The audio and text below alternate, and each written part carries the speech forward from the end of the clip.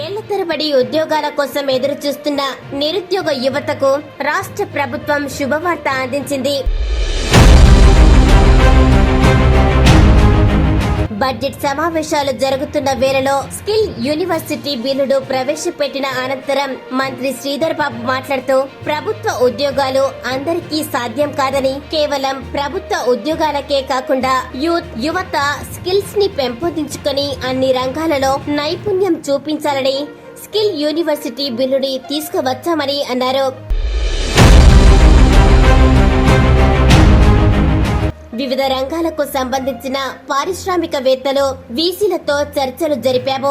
పెరుగుతున్న టెక్నాలజీకి, మారుతున్న సమాజానికి అనుగుణంగా యువత రాణించాలంటే స్కిల్స్ నేర్చుకోవాలని, ప్రపంచంలో ఉన్న అన్ని రంగాలకు హైదరాబాద్ సెంటర్ గా మారాలంటే యువత కృషి చాలా అవసరమని, కేవలం ప్రభుత్వ ఉద్యోగాలతో రాష్ట్రం, దేశం అభివృద్ధి చెందదని, ఈ దేశం అభివృద్ధి చెందాలంటే రానున్న తరం వినూత్నంగా ఆలోచించాలనే ఉద్దేశంతోనే ఈ యూనివర్సిటీ తీసుకువచ్చామని అన్నారు.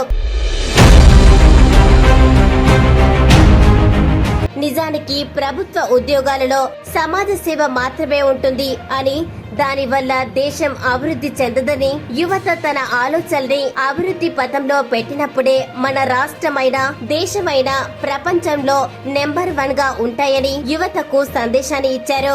అతి త్వరలోనే జాబ్ క్యాలెండర్ విడుదల చేసి ప్రభుత్వ సంస్థలలో ఖాళీలను భర్తీ చేస్తామని ఆయన అన్నారు. అన్ని రంగాల్లో 2 లక్షల ఉద్యోగాలు నియామకాలే లక్ష్యంగా జాబ్ క్యాలెండర్ విడుదల చేస్తామని చెప్పారు.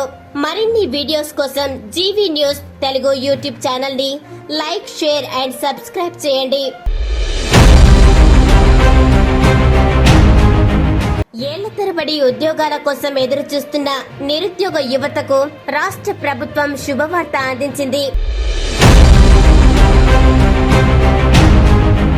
బడ్జెట్ సమావేశాలు జరుగుతున్న వేళలో స్కిల్ యూనివర్సిటీ బిల్లును ప్రవేశపెట్టిన అనంతరం మంత్రి శ్రీధర్ బాబు మాట్లాడుతూ ప్రభుత్వ ఉద్యోగాలు అందరికీ సాధ్యం కాదని, కేవలం ప్రభుత్వ ఉద్యోగాలకే కాకుండా యువత స్కిల్స్ ని పెంపొందించుకొని అన్ని రంగాలలో నైపుణ్యం చూపించాలని స్కిల్ యూనివర్సిటీ బిల్లుని తీసుకువచ్చామని అన్నారు. వివిధ రంగాలకు సంబంధించిన పారిశ్రామికవేత్తలు, వీసీలతో చర్చలు జరిపాము.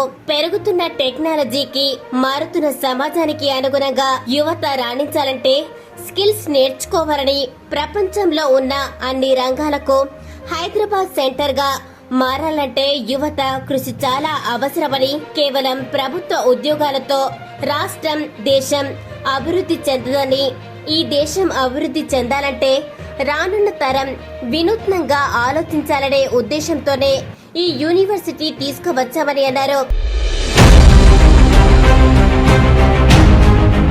నిజానికి ప్రభుత్వ ఉద్యోగాలలో సమాజ సేవ మాత్రమే ఉంటుంది అని, దానివల్ల దేశం అభివృద్ధి చెందదని, యువత తన ఆలోచనల్ని అభివృద్ధి పథంలో పెట్టినప్పుడే మన రాష్ట్రమైన, దేశమైన ప్రపంచంలో నెంబర్ 1 గా ఉంటాయని యువతకు సందేశాన్ని ఇచ్చారు.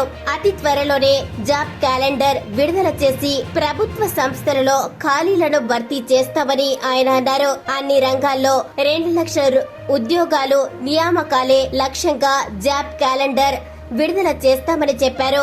మరిన్ని వీడియోస్ కోసం GV news Telugu YouTube channel ని లైక్, షేర్ అండ్ సబ్స్క్రైబ్ చేయండి.